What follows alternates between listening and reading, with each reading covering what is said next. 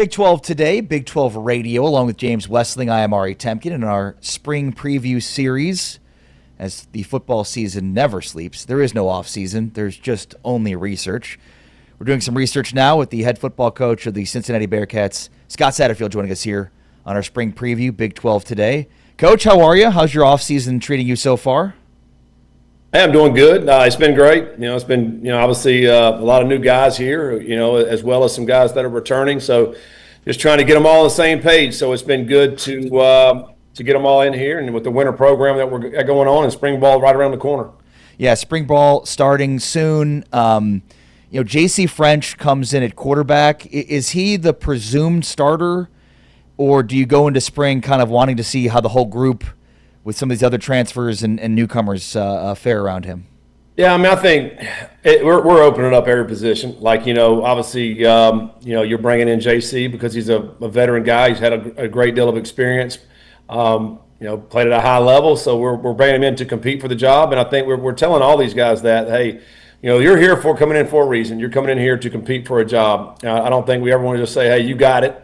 We want these guys to come in here and earn it, and they're doing that right now. With our strength program, the things that we're doing on the field right now, and then as we get into spring practice, we'll have a better idea as we start maneuvering through that. But I think there's certainly a lot of competition at every position. Yeah, and as yourself being a former quarterback and offensive-minded head coach, is there a balance there between competing but also making sure with a new player and a new system that they get the necessary requisite reps to be ready to play if they are the starter?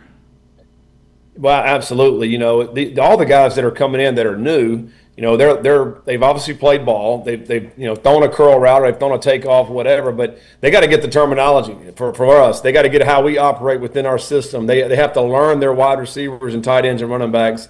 So there's a lot that goes into that, and that doesn't happen overnight. So this thing is something that happens over time. It's getting reps. It's having some failure within those reps. It's learning those mistakes and then continue to grow and get better off of that. So, I think it's one of these things that just takes a lot of time. I think this is the way college football is too. Everybody's going to have probably minimum 40 new players. Some schools have 80 new players. So it's like it takes all this off season, all summer long before we start in the fall camp to understand what kind of team you may have. Scott, it's interesting to see how the different schools kind of approach the portal. Some schools look for the former 4- or 5-star guys that maybe didn't get the playing time they were hoping for at their first stop, and then there's others that look for a ton of production, albeit maybe at a lesser school. You've had a tremendous eye for talent during your tenure in the portal. So what are the things that you look for when recruiting guys? I think certainly need guys that have produced. I don't care what level it is. A lot of times, some of these guys we've brought in here have been at smaller schools, FCS level, Group of 5 level, but they produced. And I think as we look at the film, we want to just see what they are doing, and then what do they have a chance to do better. And so, we're just trying to evaluate that. I think more than anything, too, once we get in contact with these young men, what do they have inside of them? Like what's their why? What's their motivation? I think when you get guys from programs that are FCS level or Group of 5 that have moved up, man, those guys are playing with a chip on their shoulder. They're trying to prove something each and every day. Even a guy like last year, we had Cyrus Allen. He came from Texas A&M, but prior to that was at Louisiana Tech. So he goes to Texas A&M. He didn't really get a chance to prove himself at that level. And so coming here was another opportunity to say, man, I can really play at this level. He goes out and breaks the school record or ties it, whatever, for touchdowns, and led the Big 12 in touchdown catches. So he practiced every day with the chip on his shoulder, and that's what we want to see. We want guys to come in here every single day that are proving they belong, and they're competing to be the best they can be. And I think guys that do that get better each and every day. And then they'll prove it on the field in the fall. Excited to see about your defense, and one of those guys that you added that is from a smaller school that I think could be a very disruptive pass rusher in the Big 12 is Thomas Johnson, and especially given Nate Woody and the type of defense you're going to run. Having run that rush 3, drop 8, and now going to more traditional set under Woody, is that more of a sign of the times? Did you want to be more explosive? Just give me, some thoughts and your line of thinking on hiring Woody and going with a more traditional defense. Yeah, no, Thomas Johnson, I think, is a guy who certainly, mentioned he played at a smaller school, but we thought it was a guy who plays with great power. His speed to power is excellent. He's a strong player. I think, he came in here, he's about 245. He's probably going to play at 255 once we get into it. He's a guy that can be disruptive in the run game, but also, as you mentioned, as a pass rusher, to be able to get after the passer. I think for us, it's a new scheme this year. Bringing in Coach Woody from Army. He was with me at App State for 6 seasons, and understand, we got great working relationship. And what we're going to try to do is put pressure on the quarterback. We're going to try to disrupt the offense.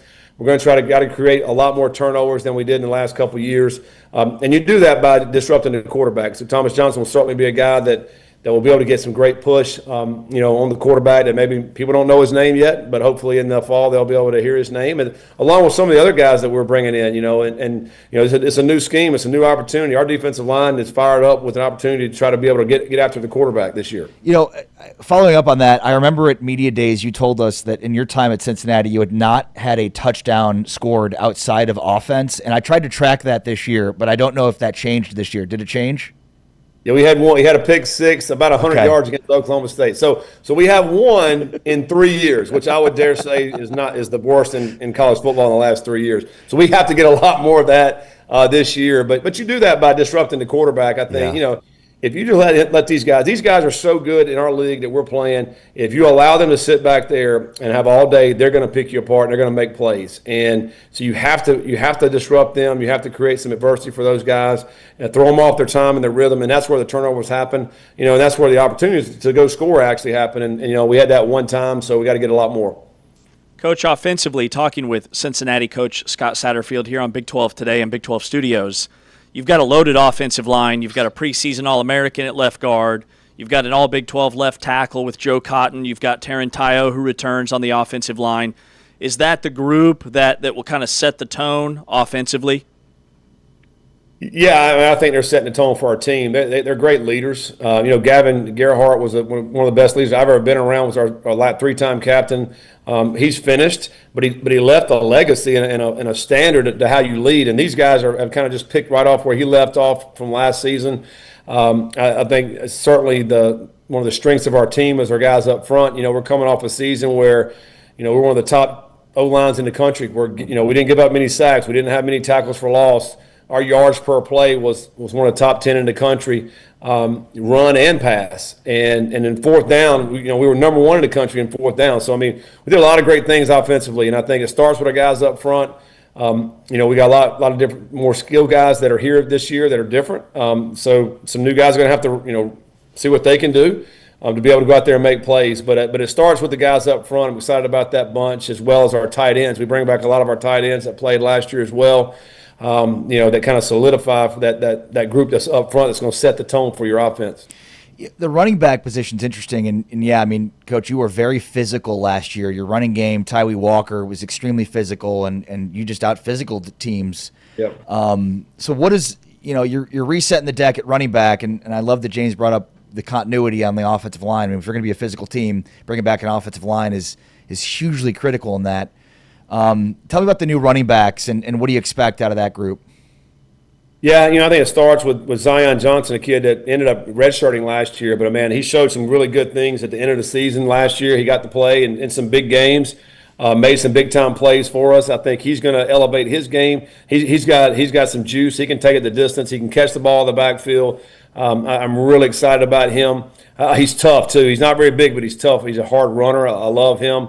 Then we went out and we brought in some new guys. Cole Tabbs coming in from Stanford. That was a freshman last year that rushed for almost 500 yards. He's got great speed, very smart player. So he brings a lot in the speed category. And then Zylon Perry is a big back. That was at Louisiana last year. I think he had a really good career at Louisiana. In a conference that I'm very familiar with in the Sun Belt. He runs hard.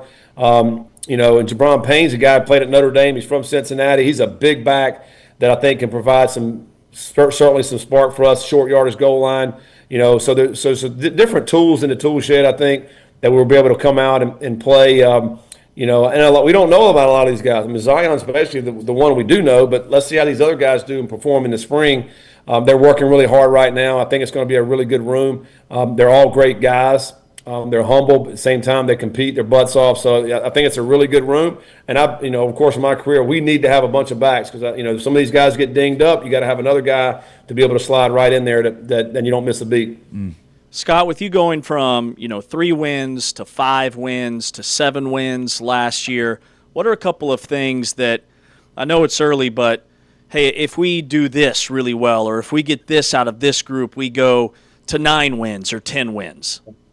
Yeah, I mean, I think we got to continue to be able to move the football like we were able to do last year offensively. I think, to me, and take care of the ball. I mean, obviously, the turnover margin is going to be huge, and that speaks to a little bit more to our defense. We had 9 turnovers. We created 9 last year. That was not very good. We had 2 interceptions, which was one of the lowest in the country, maybe the lowest in the country. And so we've got to be able to create more turnovers on defense. And we've talked about this earlier, disrupting the offense, and I think we'll do that. And Coach Woody coming in, new scheme. We brought in some different kind of players in the back end. We haven't been as strong as we needed to be in the back end. The first couple of years here. So I think hopefully we've been able to increase the talent in the back end. That'll help us create those turnovers. And then the other thing is explosive plays. And I think if you look at explosives on both sides of the ball, we got to win that. If we win the turnover margin, explosive plays, then we're going to win 90% of our games. We have to be able to do those two things, and that's the one thing that we're emphasizing as we go through the spring, as we head throughout the fall camp, and we get into in the fall. How can we become explosive on offense, and then on the other side of the ball, not give up those explosives, but also create those turnovers. We did a good job last year not turning the ball over. We got to continue to be able to do that. Yeah, well said. Scott Satterfield, the head football coach of the Cincinnati Bearcats, joining us in our spring preview. Thanks so much for your time, Coach. Be well. Thank you. Yeah, appreciate you guys. Thank you.